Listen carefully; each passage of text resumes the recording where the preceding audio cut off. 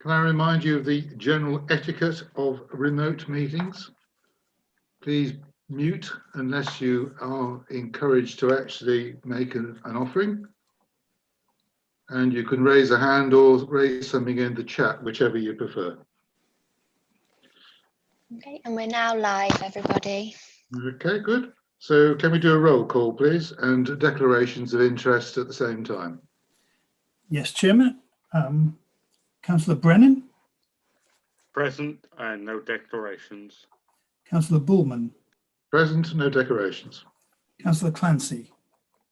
Present and a declaration of the site in the GNDP area.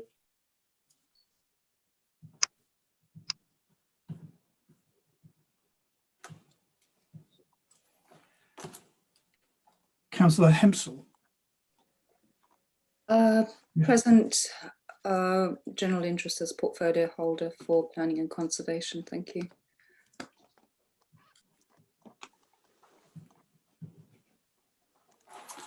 Councillor Lorne. Present, no declarations of interest. Councillor Nurden. Present, no declarations of interest. Councillor Starling. Present, no declarations. Councillor Thomas. Present, no declarations. And Councillor Ward. Present, no declarations of interest. Thank you. And we have other members present. Councillor Beadle. Present. No declarations. No, thank you, Chair. Councillor Kelly. Present, no declarations of interest. Councillor Prutton. Present with no declarations of interest. And Councillor Roper. Present, no declarations. Thank you. Okay, that completes the roll call, does it, James? It does indeed, yes. Okay, apologies for absence and substitutes. We have apologies from Councillor Hartley. Do we have a substitute? We don't have a substitute for that. Okay.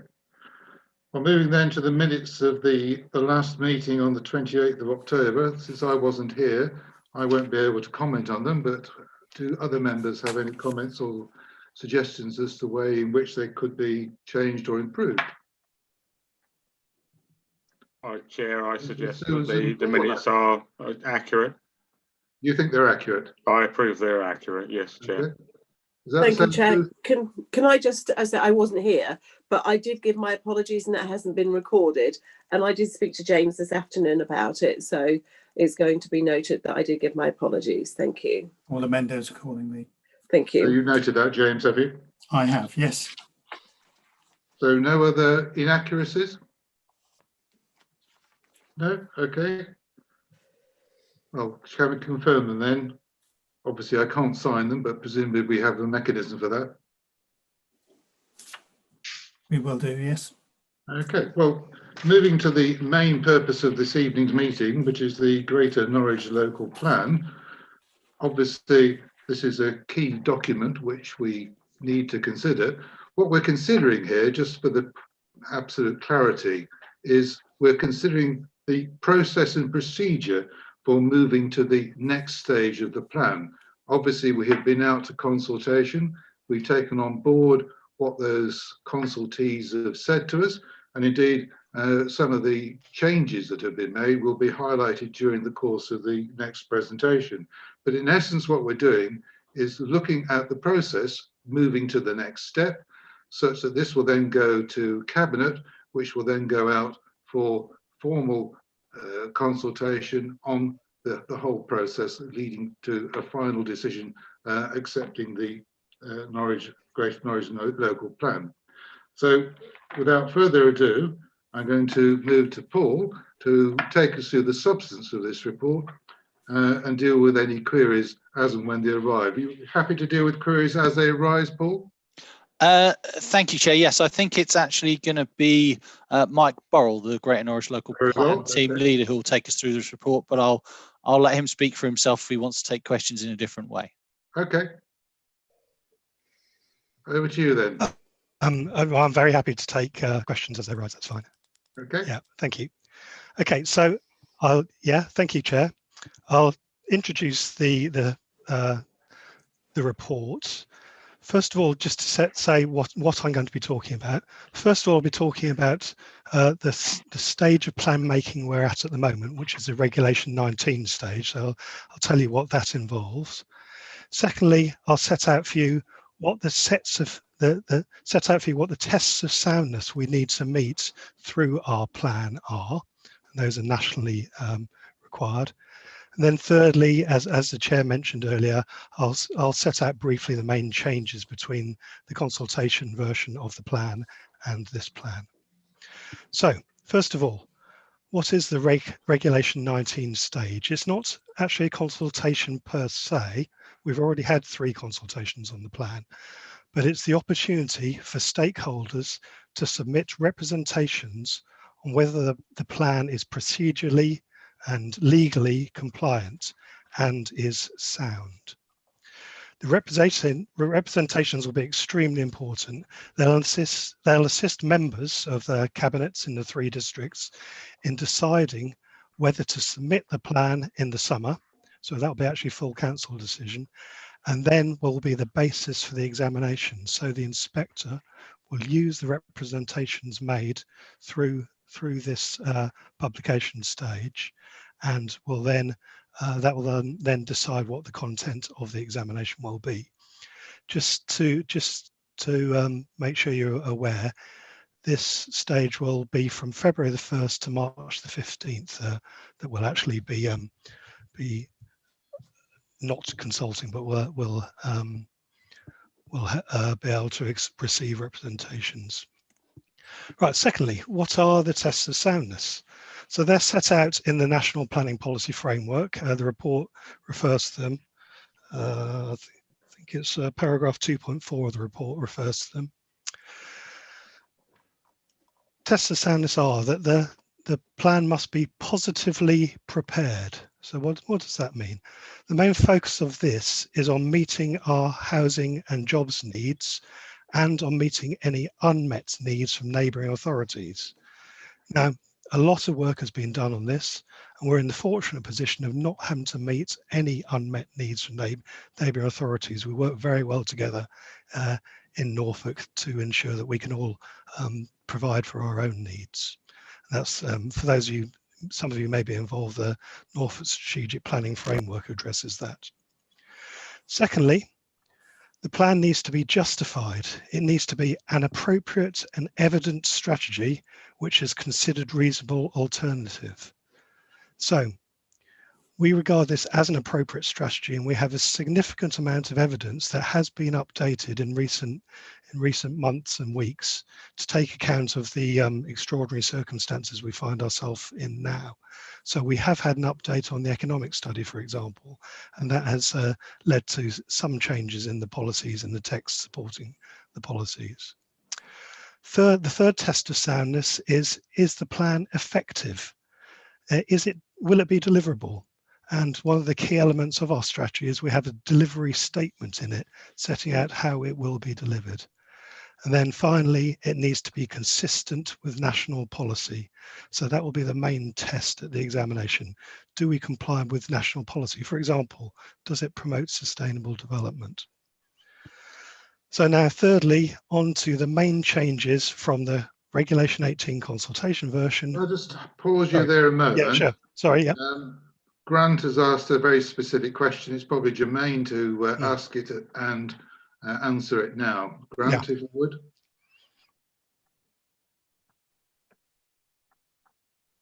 Right. I need to just go back to the question. There we go. Right. Thanks. I wanted to know when you talk about it's going to be a consultation for the stakeholders. Now I know that I'm a stakeholder, but does it include those residents who are affected by what is going to be put forward in the plan, the final document? So are they not stakeholders? So I just wanted you to be a little bit more clear on what you actually mean by stakeholders. Thank you. Okay, yes, yeah, they are stakeholders. Anyone can respond to this, but it's not, as I said, it's not a consultation per se.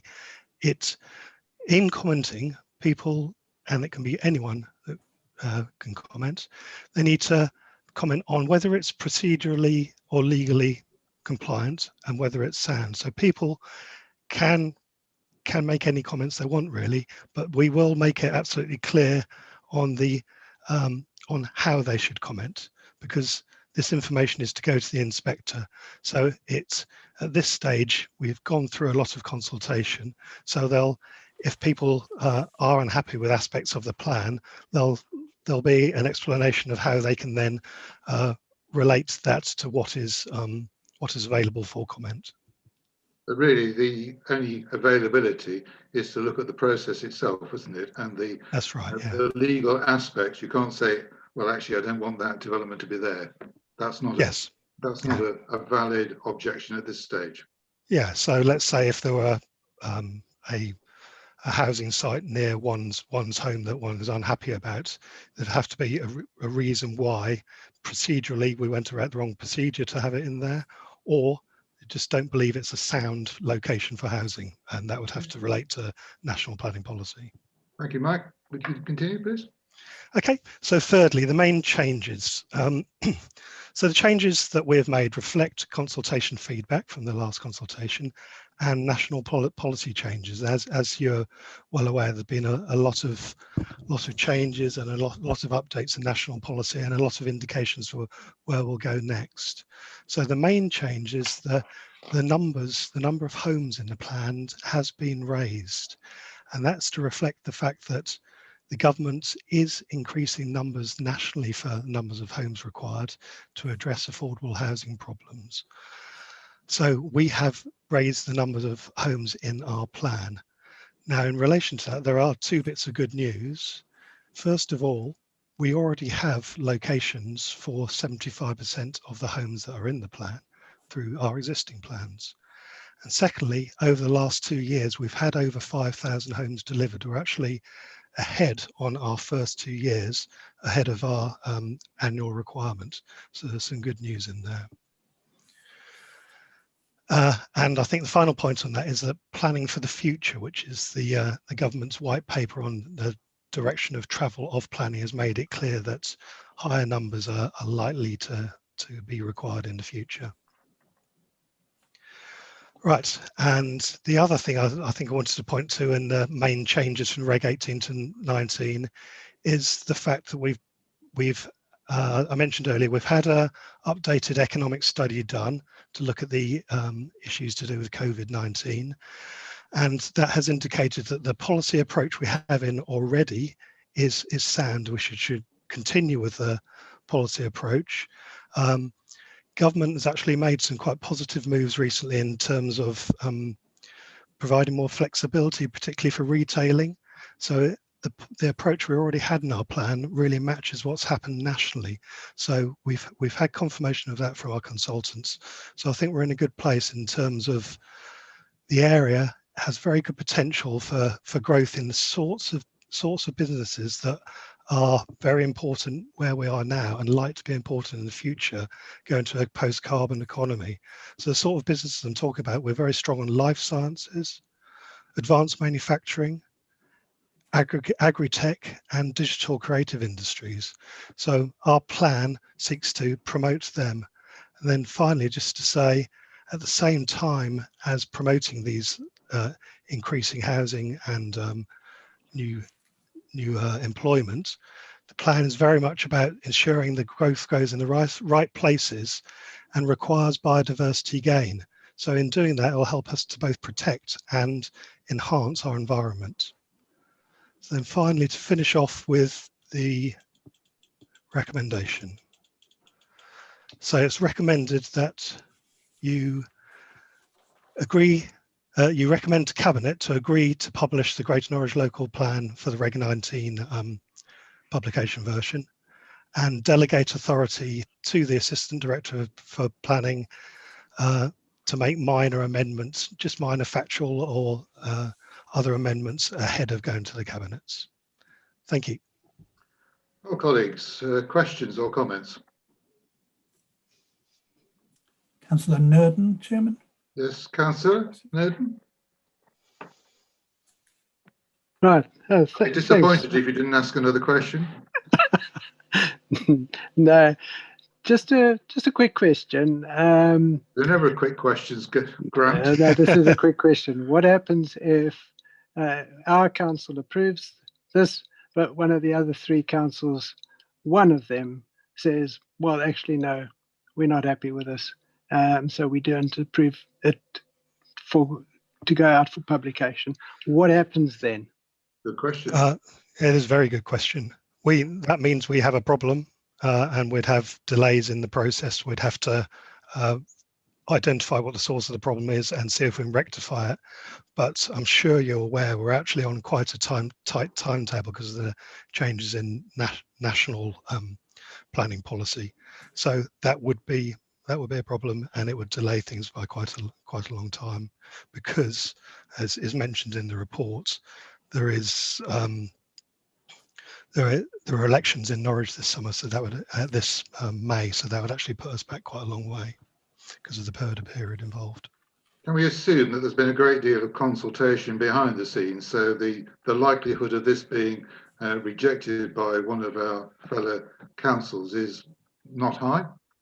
I'd agree with that comment. Yeah, we've done a lot of work, and we had a lot of informal Greater Norwich Development Partnership meetings, and then we had the 2 formal ones in December, and we came to agreement there, just minor changes required in relation to that. So you can expect those to be made, to be reported to cabinets. So yes, I think we're in a good place, considering what fast progress we had to make due to the changes in the planning system. Okay. Further questions? Councillor Clancy. Stuart?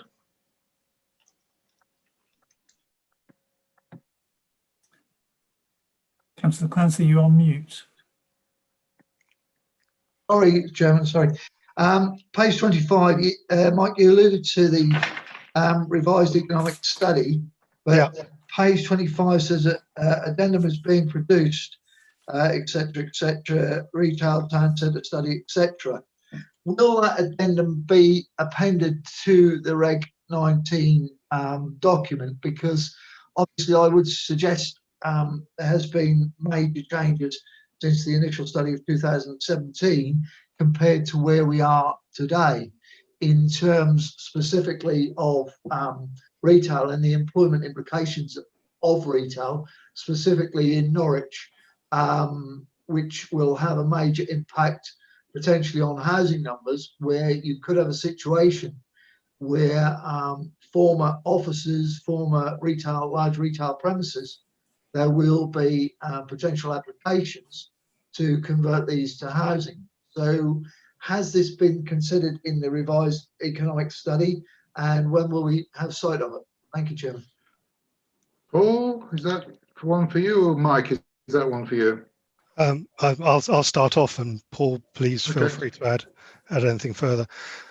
So the retail study will be available as part of the Reg 19 publication. So that will be there on the website. In terms of sending it round to the councillors, I'll have to check with that. We have a meeting with directors on Friday, but I think that's imminent. I'm not absolutely certain about that. Perhaps Paul, do you want to add something to that? Yeah, Paul might be able to comment, or I mean, I don't have anything to add specifically, Mr. Chairman, to Mr. Borrell's comments. My understanding is, as and when the evidence base is available, it will be published and made available. Presumably, it's very much an ongoing situation at the moment, isn't it? Yes, well, the work has been completed, but only just before Christmas. So yeah, we have had to get things done quickly. But presumably, the situation is changing almost daily. Yes, and there could be a case for having further review when we get towards examination, because the situation has and will change. Laura, you've got a question.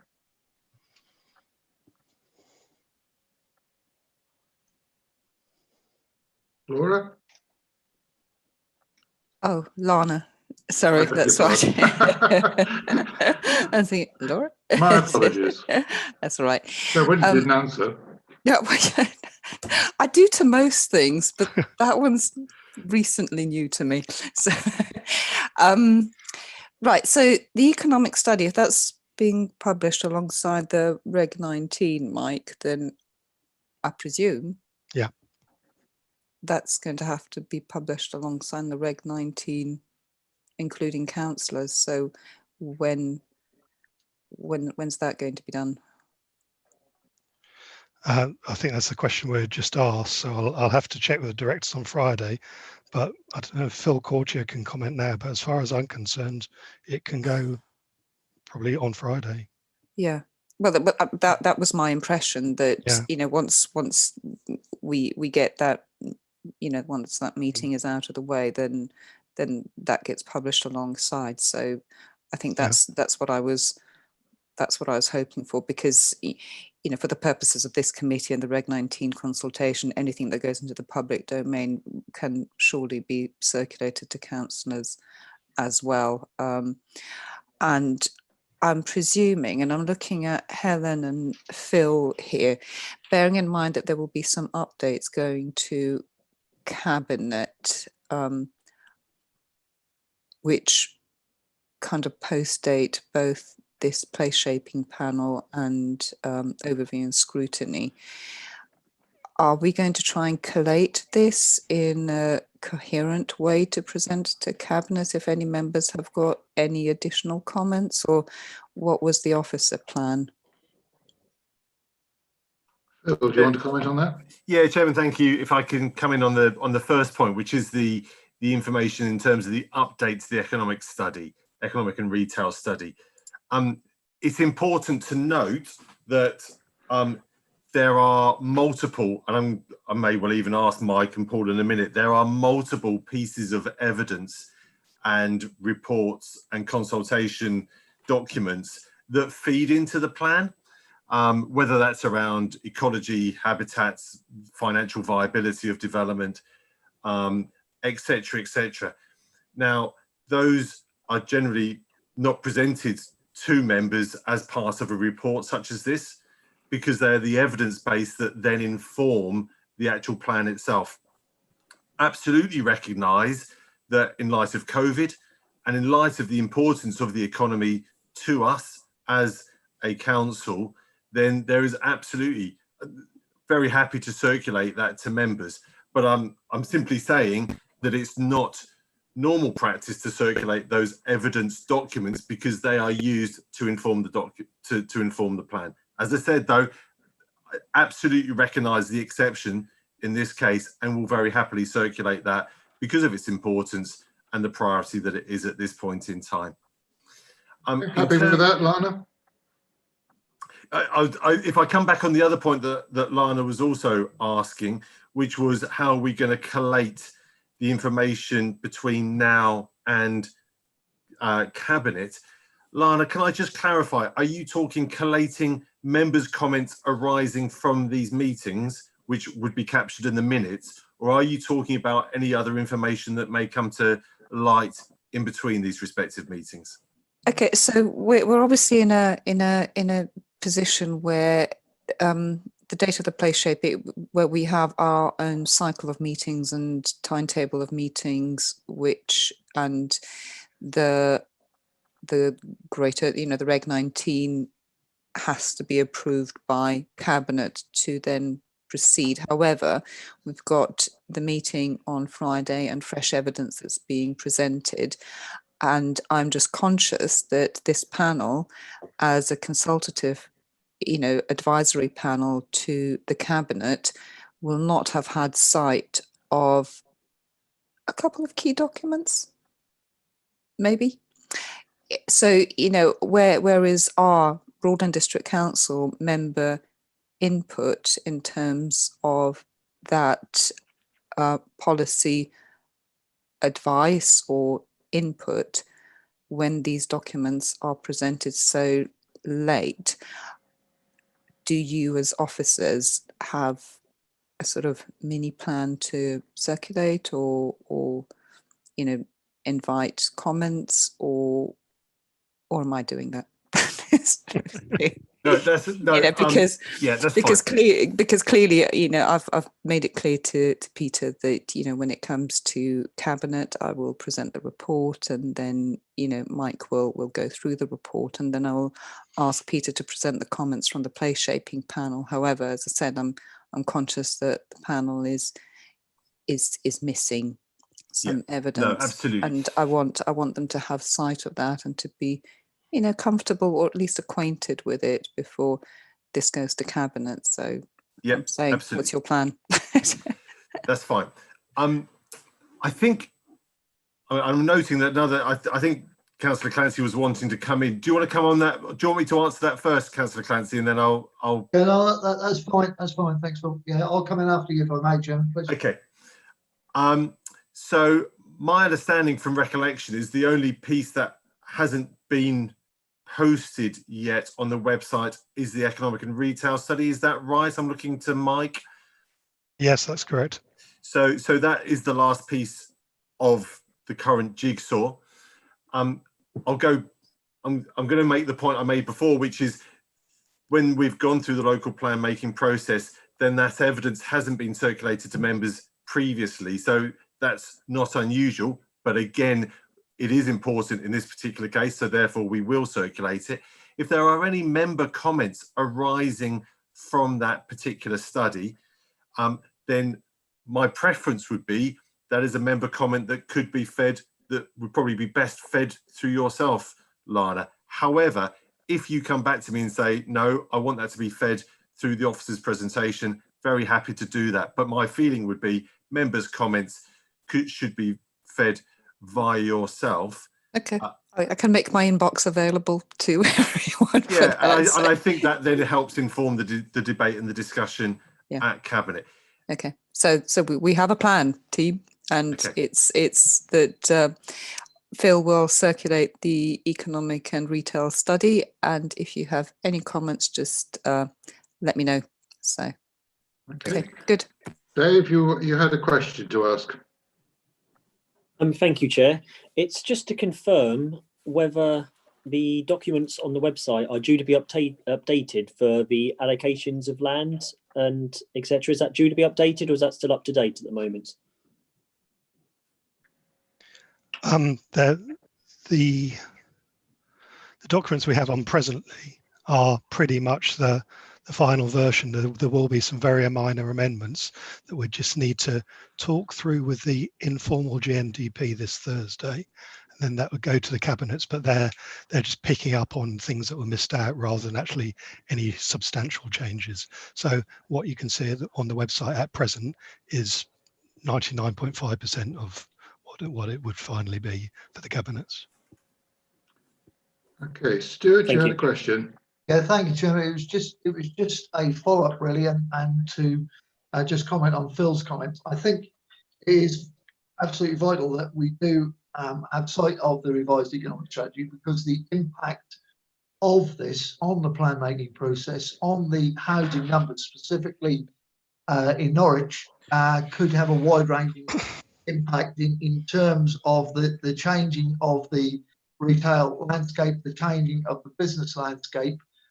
Will have an impact on housing numbers, housing locations, etc. So it is important we have sight of this. I totally concur and understand why it's effectively late, because it is a moving feast, because things are changing all the time.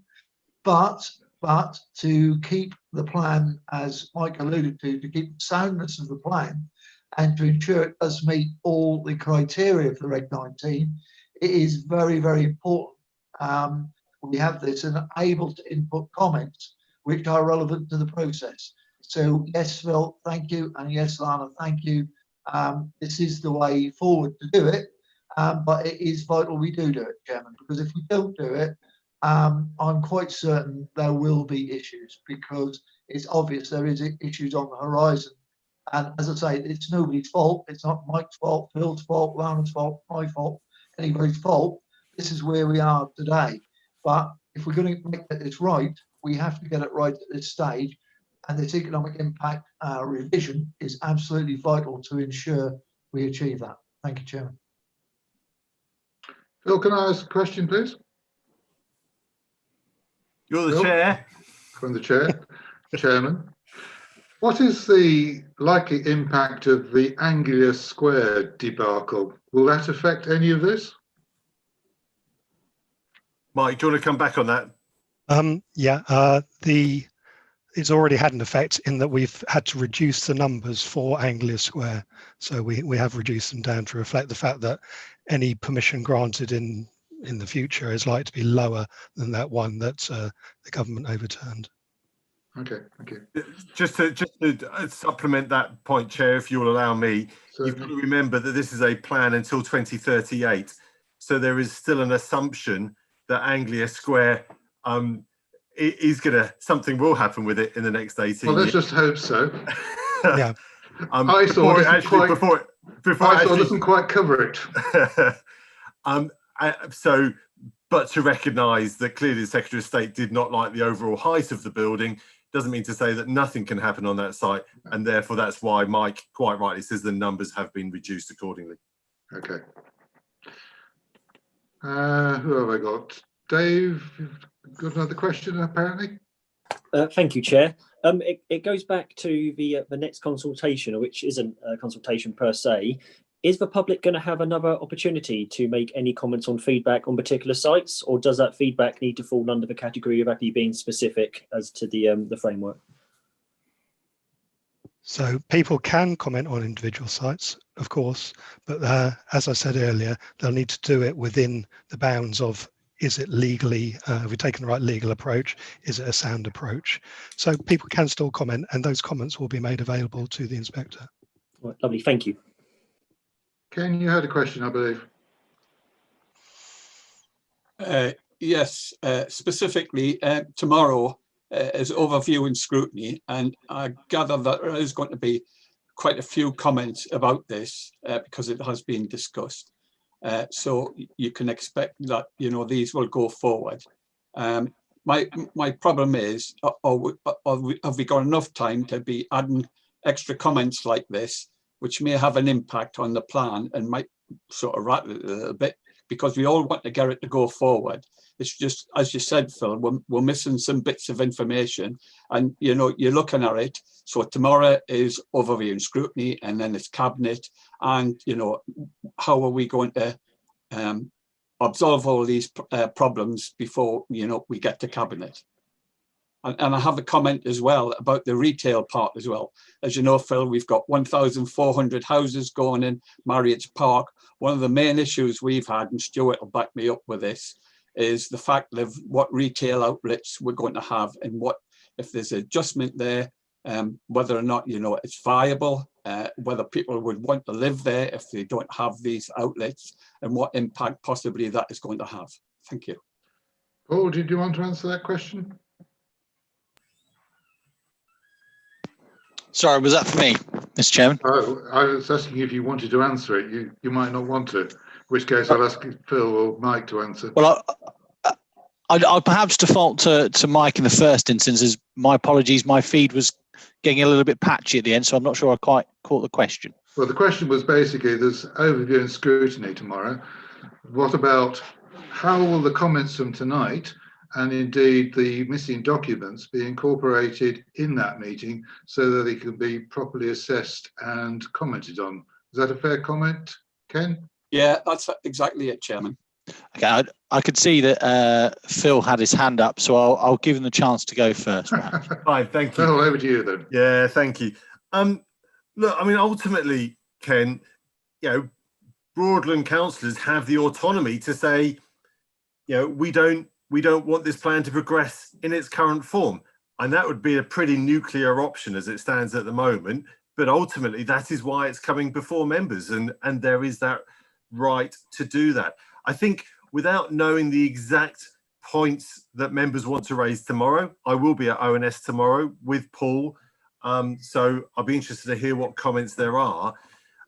If it is minor comments, and I don't mean minor comments flippantly, but they're tweaks in the overall scheme of things, that's one thing. If we go back to much more in principle issues, such as, well, we don't like these housing numbers we're being presented with, my challenge back to members would be, this has been a long running saga that's been going for the best part of 4 years to date, and it's going to be, we're beyond the 11th hour. So why is that issue in principle only being raised now when we've been through a democratic process up until now? So, you know, we'll see what ONS have got to say, unless you want to give me some headlines now, and some insights so I can prepare properly. I don't want to preempt them, because you know what they're like. They like to have a good bashing of you. I'll wait for the joy tomorrow, so that's fine. Yeah. But Phil, is it possible to have a brief summary tomorrow of tonight's meeting so that we can have something a little more formal than a verbal report, perhaps? Yeah, absolutely. I'm very happy to give, I'm happy to deliver it. Again, you'll have to forgive me. I have no problem with that whatsoever, but it's not my place to have no problem. It would obviously be up to the chair of ONS, but I think that would be helpful just to feed those comments into ONS tomorrow. Well, it's on the agenda, so absolutely. I'd be quite happy to do a brief update. It would be helpful if you just gave me a few bullet points, either you or James. That's fine. Is that possible, James? I should think so, Chairman, yes. Thank you very much. Yeah, would you like to comment about my thoughts on the retail and, you know, future developments? Indeed. Whether that's going to have an impact on it? Yes, indeed. Yeah, Mike. Yeah, go on, Mike. Yeah. So I believe the question was about the urban extension at Taverham and whether it would have retailing. Is that the question? Well, what Phil was saying is, you know, with the implications of what's going on is a changed view of the future for what retailing will be doing and what it is. And one of the main points of, you know, Marriott's Park is, you know, having retail in there among 1,400 houses. If we're suddenly deciding that, you know, it won't be there, of whether, you know, it will be appealing for people to be in an outlet, which would end up like Queen's Hill, which, you know, we don't want to see again. Well, thank you for that clarification. So the policy for Taverham for Manor Park does make it clear that a local centre is part of the development. So that would include retailing, some small amount of retail units to meet everyday needs rather than large scale retailing. Okay, that's fine. Thank you for that. Okay. Dan, I believe you had a question. Thank you, Chair. It's a little bit down in the weeds, this one. It relates back to what, relates back That's to an interesting something expression. I'll have to toy with that. It relates back to Councillor Thomas's question just about consultation going forward. And it's motivated by a site in my own ward in Horsham St Faith, which in the original Regulation 18 was identified for 400 homes. Then by the 18C, that was down to 20 or 30 homes. And now in the Regulation 19, we're back up to 50 homes. Now, I think my residents might turn around and say, we've been consulted on 400 and we've battered that back. We've been consulted on 20 to 30, but we've never actually been consulted on 50 for this site. And I'm just wondering in terms of how that stands up in terms of process and when my residents might get a chance to not just talk about the legal practicalities of this site, but what they think about this site if it's going to be 50. And it's West Lane in Horsham St Faith. Mike? Yeah, so they will have the opportunity through the Reg 19 to say if they wanted to do so, to say that they felt the process was not suitable and to go up from 20 to 30 to 50 was not a sound way of dealing with things. That they have that opportunity to do that, and that will then get passed on to the inspector. So it will be considered. Yeah, so the inspector will be aware of that situation. Okay. Answers the question, Dan, does it? Yes, thank you. I can't see any further hands raised, or have I missed one? Councillor Hempsall, Chairman. Okay. Lana, got it right this time. Hey, Chairman. I've got it written down on my pad in front of me. Good strategies. Dan, where your residents might find this helpful is in, and Mike will help with this, I'm sure, is in the way that village cluster numbers have been calculated and why that jump. Do you have that off the top of your head, Mike, where that roundup was introduced and why? I mean, I know, I'm just wondering whether you have the chapter and verse and page number and paragraph number where that is. I'm afraid I don't. It should be etched on my brain, but I suspect in this case, though, expect in the case of Horshams and Fay that it would be 50. That was the highest that was proposed at one point, but I'd have to check with one of my colleagues to confirm that. It was, I suppose it's, Dan, it's in the way that we try to adapt the plan to the requirements of the new white paper and the consultation on the planning process and the government's requirement to build a certain number of houses every year, etc. That is where the fundamental reason is for the increase in numbers, and it'll be for your residents, in the parish to decide whether that was a good enough reason or not. So, but it's in the plan, but just to let you know that that is the core of that increase. It's basically government requirements for more housing. And then around that, it's the capacity of Horsham St Faith and what it offers and how it could potentially support 20 more homes than were originally consulted on. So I hope you find that helpful when you take that back to your parish council meeting. Okay,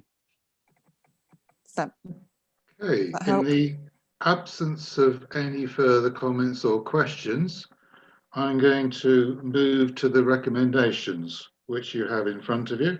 There are 2 recommendations to Cabinet. How would we like to show our approval or not for these? Show of hands, would that be satisfactory, Helen? I'm just looking at James. I think you could either do hands or he could do a roll call for you.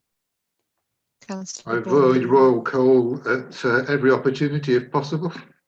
I prefer a show of hands. Are you okay with that, fine, Chairman?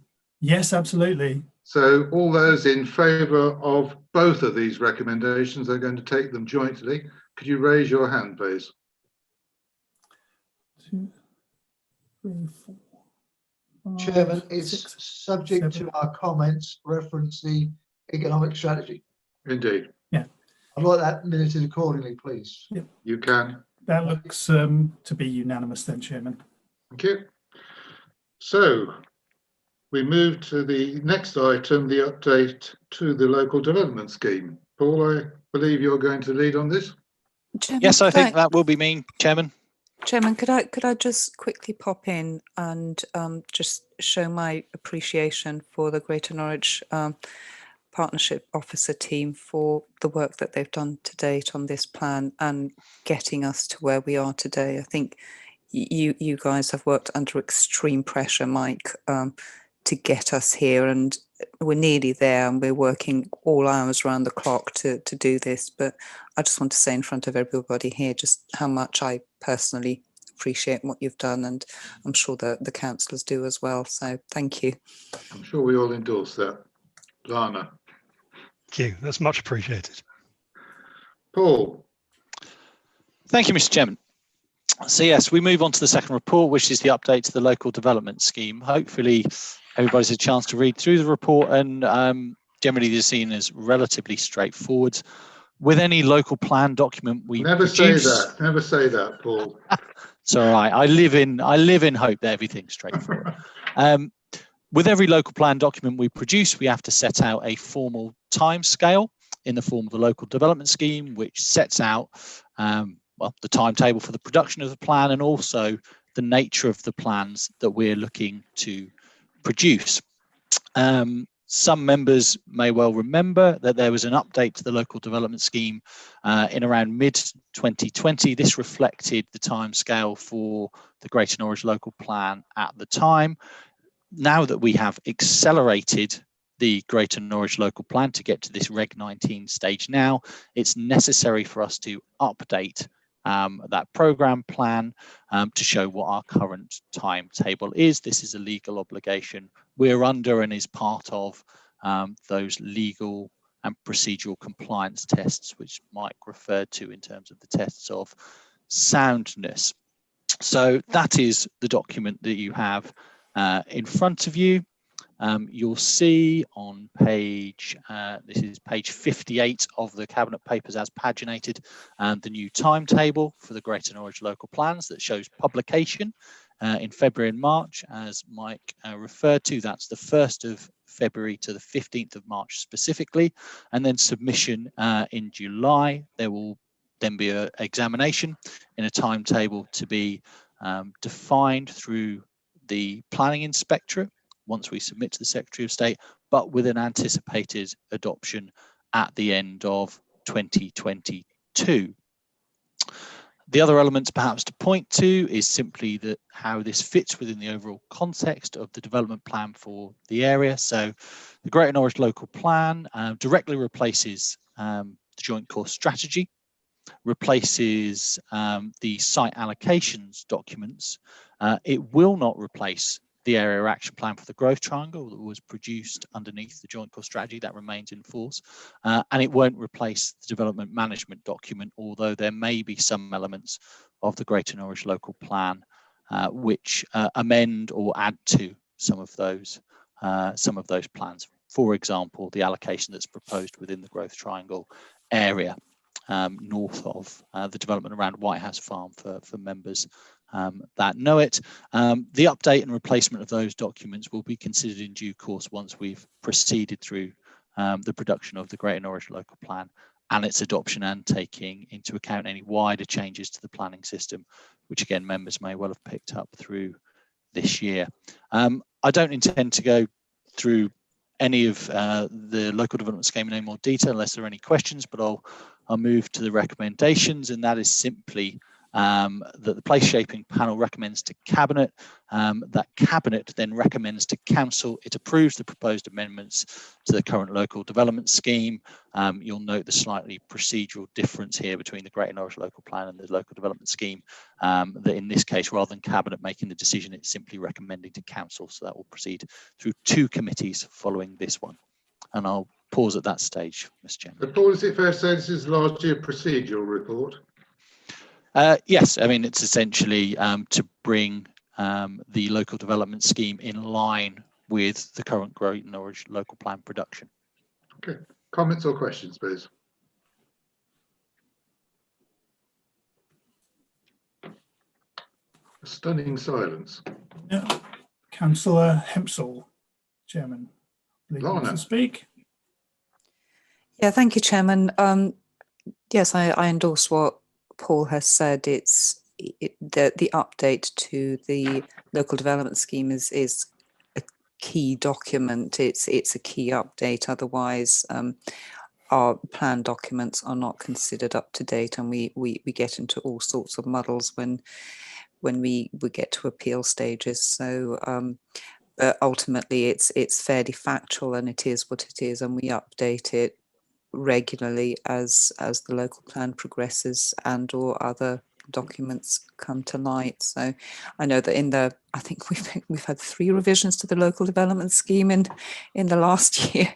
So they do come thick and fast right now, and I presume there'll be possibly a couple more if the timetable slips, but it is what it is. Thank you, Chairman.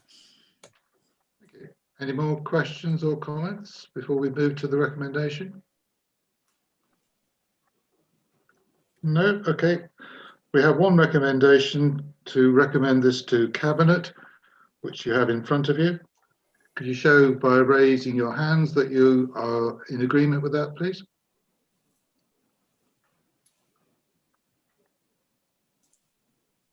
That looks to be unanimous, Chairman. Thank you. So I'm assuming, James, that concludes the meeting, or have I missed something? No, I believe that's correct.